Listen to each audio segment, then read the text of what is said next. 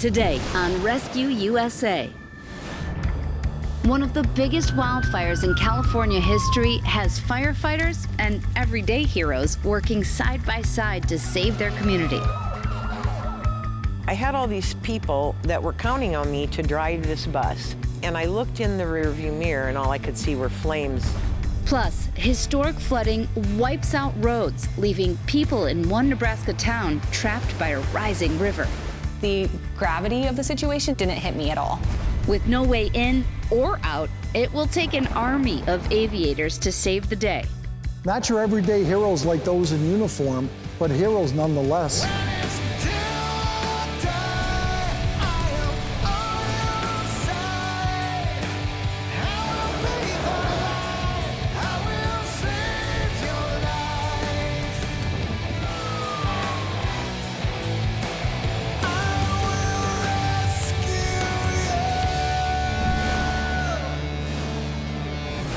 A fast-moving wildfire can be terrifying enough on its own, but when you couple the raging inferno with winds as strong as a hurricane, you're looking at the makings of a major catastrophe. And that's exactly what one Northern California city faced in 2017 when it was hit by one of the worst wildfires in the state's history.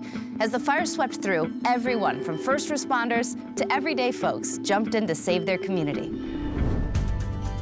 The picturesque counties of Napa and Sonoma in California are known globally for their beautiful rolling hills, their winding roads, and many tourist attractions in the spring and summer. But come autumn, as leaves begin to turn, people generally begin to prepare for the onset of winter. In October of 2017, there was something much more ominous on the horizon, the exact opposite of winter.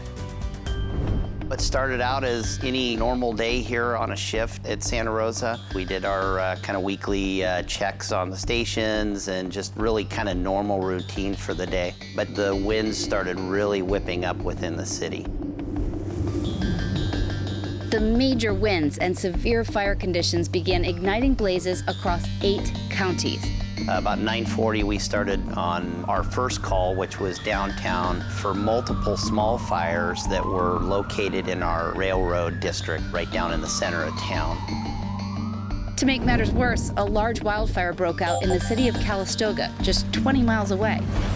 By early morning, the fire was racing towards Santa Rosa. I was at home, my wife nudges me, wakes me up, and says, hey, your pager's going off, your cell phone's going crazy. And so I start listening, pay attention, and I knew we had some significant potential just based upon the winds. So I got up, and I could see a massive glow looking south towards Santa Rosa. We had multiple fires going on in the city before the Tubbs fire ever got here. So we actually were just running throughout the city, trying to contain some of those smaller fires to lessen the damage, obviously, because of those winds. With so many fires raging, Assistant Fire Marshal Paul Lowenthal was also called into action. I kind of had two pending requests. One was to go to a fire in Napa, and one was to go to the fire on West 6th Street in Santa Rosa. Being that the priority was West 6th Street in the city, I responded to that one first, helped coordinate some evacuations, and I remember at the time thinking, wow, this was a really big fire. I started driving towards Santa Rosa, calling a few people that I knew that lived in the area to warn them of the fire. As I was driving, getting closer to the city, right then and there, you then saw a wave of cars fleeing the highway in the wrong direction, and just the chaos of what was, the beginning of a devastating night for the city. And it was about to become more dire. A much larger wildfire was on a path to overtake the city. We came upon another fire, and it was obviously a lot larger than I thought. I made contact with our fire chief and told him we need to start evacuating Santa Rosa in the Fountain Grove area. The firefighters needed all the help they could get, so Santa Rosa police officers jumped in. I don't think evacuating people out of the most destructive wildfire in the state's history at that time would have ever been on your mind. But the men and women of that department absolutely put their lives on the line and continued to do everything they could to get as many people out of harm's way as possible. It doesn't matter the time of day, Santa Rosa's police and fire departments were on it, risking everything for the safety of the community.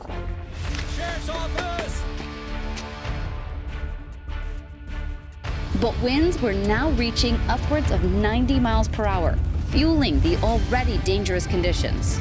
Firefighters are great at what we do with winds that are manageable. And this was a situation where we're dealing with hurricane force winds and just life safety. Wind, fuel, and topography are the three factors that really drive the fire. In this particular case, we had the wind. There was a lot of growth and a lot of fuel, and we had a lot of homes scattered throughout that area. This is like a bomb went off. The entire city of Santa Rosa was now engulfed in flames, and it wasn't just first responders on high alert. It's just me, Elizabeth. Allison Pratt is a nurse at Brookdale, a 15-acre senior living community. My health and wellness coordinator called and he said there's fire. And so I was out of bed and up. So I was here close to 10 to 2 and came in the building and it was full of smoke. And then decided the evacuation plan. Not only were the residents of Brookdale elderly, but many were in walkers and wheelchairs. So the staff of Brookdale had to really give it their all to evacuate the facility. And they needed to be evacuated fast, as the impending doom was getting close. But the staff soon faced another frightening predicament. There were not enough people to drive the buses. The nurses and staff of Brookdale had to literally take the wheel. I had all these people that were counting on me to drive this bus. I just told them, I have good news and I have bad news. And I said, the bad news is I've never driven a bus before. The good news is you're in for the ride of your life, so hang on. And away we went. And I looked in the rearview mirror and all I could see were flames. In October of 2017, one of the worst wildfires in the state's history hit Northern California. Sonoma County Sheriff's Office, this is a mandatory evacuation order. Leave your homes.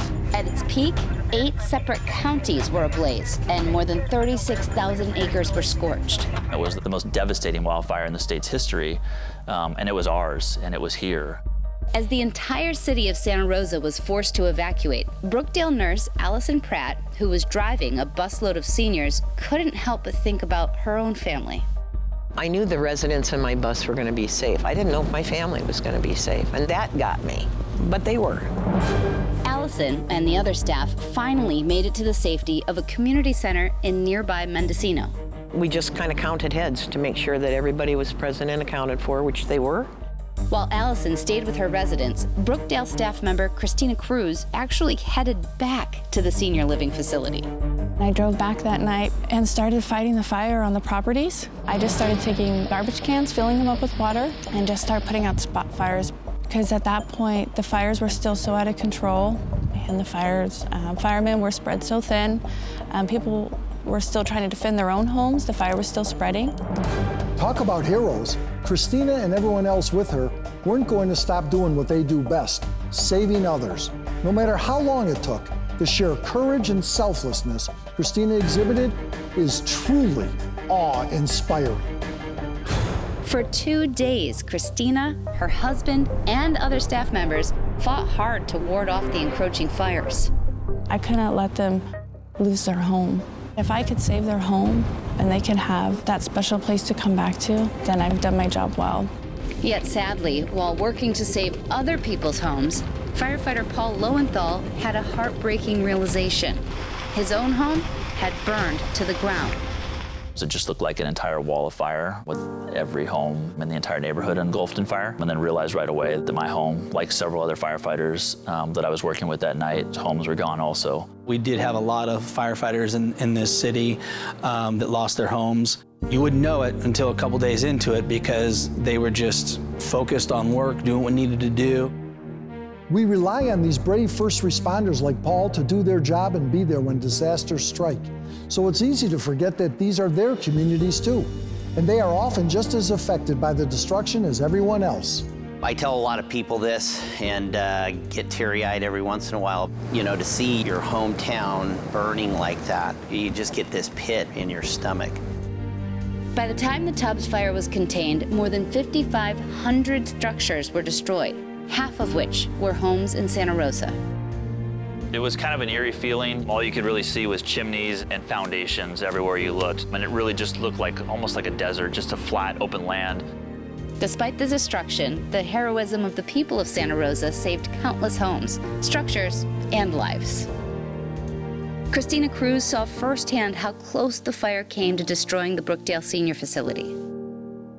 Where this fence line is, the fire came all the way up here. This was my post down here where I was really fighting the fire with the garbage can. That's how close the fire came to the community. You can see the remnants of the wheelchairs that have just melted and were destroyed by the fire, and how close the fire was. In the months following the fires, the city of Santa Rosa began rebuilding and looking toward the future. It's unbelievable the amount of rebuilding that's going on. So when you start seeing that, it just really fills your heart because you know that it's going to be, back to normal in that community. We're at my residence here in Larkfield Estates. We were one of the thousands of homes that were destroyed during the Tubbs fire. We've all come a long way, and at the same time, we're really excited to be back home again. These new structures represent more than just homes and buildings. They say to the city and the rest of the world that the community of Santa Rosa is still strong and will overcome this natural disaster. And because of the actions of staff members Allison and Christina, the people who lived at Brookdale Senior Center were also able to come back home again. I don't think you can point out one particular person. A hero is a collective group that made this whole operation work that night. Without all of us together, we couldn't have done it. The people who stepped up in this community and really came out in full force and did everything they do to help their neighbors, to help one another, and got people out of harm's way were the true heroes. The Midwest, well, it's used to its share of spring flooding. The winter snow melts and then fills rivers and creeks. But in March of 2019, floodwaters swallowed the town of Fremont, Nebraska. Bridges and roads were washed out. They were trapped. There was no way to escape the rising rivers. That is, until a heroic team of pilots literally flew in to save the day. Located 35 miles outside of Omaha, Fremont is your typical small Nebraskan city, complete with quaint neighborhoods, a downtown Main Street, and acres of farmland. It's a beautiful place. The people are super friendly here. Midwesterners have a friendliness about them that's nice. In March of 2019, the people of Fremont were looking forward to a long overdue warming trend after a frigid winter. It rained for about 2 days straight here, and it was 50-degree weather. Snow was melting rapidly with the warm rain. However, advisories were put out to prepare for the worst, but as Adam and Mandy Liston recall, they weren't really that concerned. People are talking like it may, storm, it may rain quite a bit. There is a chance of maybe a little bit of flooding, but we've seen flooding all the time in springtime, so it wasn't a big concern of mine. When people live in areas susceptible to floods and other natural disasters, it's all too easy to become complacent. But it's vitally important that everyone pay attention to these advisories and have an evacuation plan.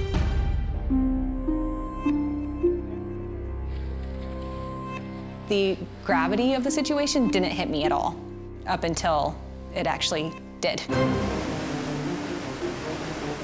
The warm temperatures meant that the rivers were not only filling with rainwater, they were also overflowing with melting snow and ice, causing those rivers to rapidly breach their banks. And it started raining and all the snow started melting. All the streets and fields were just flooded, creeks were overflooding, roadways were getting flooded, and you just kind of think, well, this might be pretty bad.